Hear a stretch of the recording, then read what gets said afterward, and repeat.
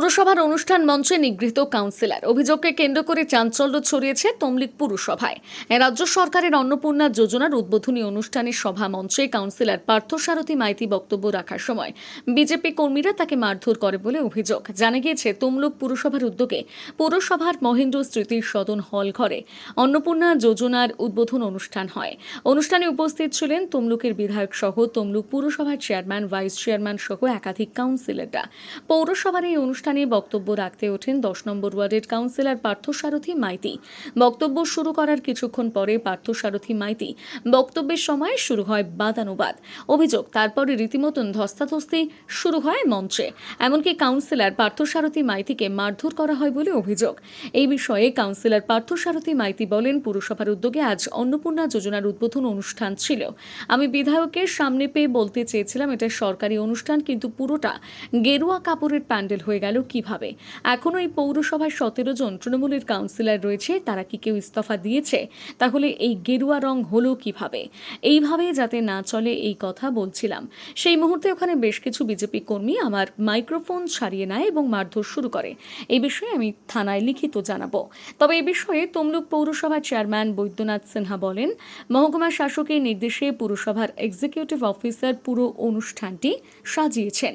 ওই কাউন্সিলর বক্তব্য রাখার সময় কিছু সমস্যা হয়েছিল, তবে মারধরের কোনো ঘটনা ঘটেনি। যদিও এই বিষয়ে কোনো মন্তব্য করতে চাননি তমলুকের বিজেপি বিধায়ক হরিকৃষ্ণ বেরা। তবে বেশ কিছু সময়ের মধ্যে অন্যান্য কাউন্সিলর ও পুরসভার কর্মীরা পরিস্থিতি সামাল দেয় এবং বেশ কিছু মহিলাদের হাতে অন্নপূর্ণা যোজনার ফর্ম তুলে দেওয়া হয়।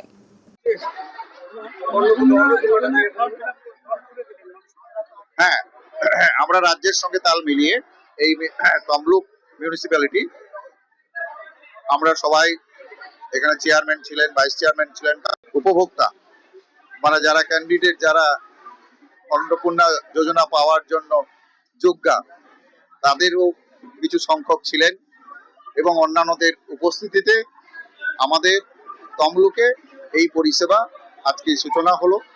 এবং তার যে নির্দিষ্ট রূপরেখা আছে, যেভাবে ফর্ম ফিল আপ হয়ে আসবে, ডেটা এন্ট্রি হবে, যোগ্য অযোগ্য এটা বাদ বিচার হবে, তারপরে যথারীতি পেতে থাকবেন। আমাদের মুখ্যমন্ত্রী যেরকম কথা দিয়েছিলেন, মুখ্যমন্ত্রীত্বে বসে তিনি এত তাড়াতাড়ি কাজটা করতে পেরেছেন, আমি আমার দিক থেকে তমলুকবাসীর পক্ষ থেকে ওনাকে ধন্যবাদ জানাই, বাহবা জানাই। ঘটনাটা হচ্ছে, পৌরসভায় আজকে অন্নপূর্ণা যোজনার একটা চলছিল, প্রোগ্রাম চলছিল। সেখানে হয়তো এসডিও আসেনি, ইও সাহেব এবং আমাদের বিজেপির কাউন্সিলর, আমাদের তৃণমূলের 2-3 জন কাউন্সিলর এবং আমি ছিলাম। সরকারি প্রোগ্রাম হয়। পরবর্তী সময়ে দেখলাম বিজেপির ধর্মী এবং বিজেপির জয়, মানে বিজেপি পার্টির যে স্লোগান সেগুলো দেয়া হয়। এবং 4 তারিখের পর পৌরসভা যেভাবে কাজ করছে না, এবং পৌরসভায় কোনো কাজই হচ্ছে না, শুধু নামে চেয়ারম্যান ভাইস চেয়ারম্যান আছে, কাজ হচ্ছে না। এমএলএ সাহেবকে সামনে পেয়ে আমি আমার বক্তব্য বলতে গিয়েছিলাম যে এটা যদি সরকারি প্রোগ্রাম হয় তাহলে এইটা পুরো গোলাপ হয়ে গেল কি করে, গেরুয়া হয়ে গেল কি করে? আর এখানে তো আমাদের তৃণমূলের 17 জন কাউন্সিলর আছে, তারা কি কোনো ইস্তফা দিয়েছে? না দিলে এটা গেরুয়া হলো কি করে? এটা তো তৃণমূলের এখনো আছে। এইটা বলতে যাওয়ার পর বলতে গিয়েছিলাম এইভাবে যাতে না চলে, এটা বলতে যাব তার আগেই আমার উপর, মানে ওখানকার যে সকল কর্মী, সেখানে কিছু বিজেপির কর্মীও তাদের এসে আমার উপর মানে মাইক্রোফোন চালিয়ে মারধর শুরু করে এবং আমার পুরো বক্তব্যটাই শুনতে চাইলো না। এবং এমএলএ সাহেবের কাছে একটা জিনিস, উনি নতুন এমএলএ হয়ে এসেছে, ওনার উচিত ছিল পুরো বক্তব্যটা শোনা। একটা মানুষ অভিযোগ করছে, সেই অভিযোগটা তো শুনবে আগে।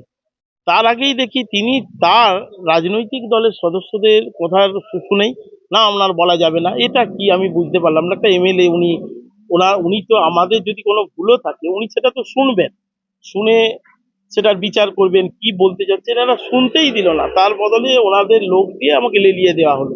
ঠিক আছে, করেছেন, আমিও আমার একটা অভিযোগ, এটা কোনো এফআইআর না, একটা অভিযোগ জানিয়ে রাখা, কেন আমার দিকেও রাতে ভিতে বেরোতে হয়।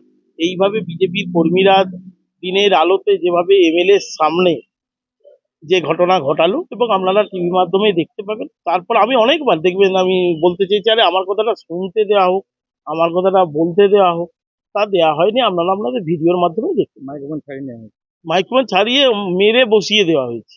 আমাকে যখন মারতে এসেছে তখন নিজের সেফ গার্ডের জন্য আমি ঠিলেছি বলি, মারছো কেন তোরা মারছো না কেন বল, তোরা মারতে আসছো কেন? এই মারার পর মার্কেটে একটা অবস্থা ছিল। হ্যাঁ, থানায় লিখিত জানাচ্ছি। আমি জানাচ্ছি।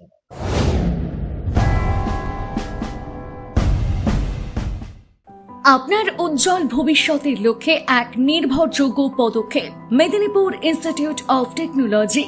আমাদের কেশিয়ারি সেন্টারে বর্তমান সেশনে বিভিন্ন টেকনিক্যাল কোর্সে ভর্তি চলছে। আমাদের এখানে রয়েছে fitter, electrician, automobile engineering, computer hardware এবং এসি ফ্রিজ রিপেয়ারিং সহ আরও অনেক কর্মমুখী কোর্স। ন্যূনতম অষ্টম শ্রেণী, মাধ্যমিক বা উচ্চ মাধ্যমিক পাস ছাত্রছাত্রীরা আজই যোগাযোগ করুন। আমাদের বিশেষত্ব, কোর্স শেষ হওয়ার আগে খড়গপুরে প্লেসমেন্টের সুবর্ণ সুযোগ, সাথে পাবেন সরকারি শংসাপত্র, ফ্রি ওয়াইফাই সুবিধা এবং বিনামূল্যে স্পোকেন ইংলিশ ও পার্সোনালিটি ডেভেলপমেন্ট ক্লাস। বহিরাগত ছেলেদের জন্য রয়েছে থাকার সুব্যবস্থা। বিস্তারিত জানতে কল করুন 9932758925 অথবা 9475890622 এই নম্বরে। মেদিনীপুর ইনস্টিটিউট অফ টেকনোলজি, আপনার স্বপ্ন আমাদের দিশা। নিজেকে আপডেট রাখতে ফলো করুন সানন্দা নিউজ।